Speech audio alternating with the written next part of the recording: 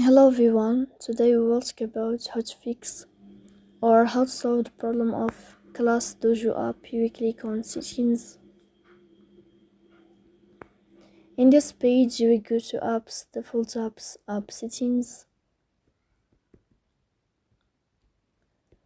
On above you will search about ClassDojo app and you will click here. Then this page of app info. You will click on first stop and you will click OK. Here you will enter to the window of storage. Then we click on clear cache. Here you will go to Play Store. You will search about ClassDojo, and here if you find updates you can update your app, so please don't forget to support us.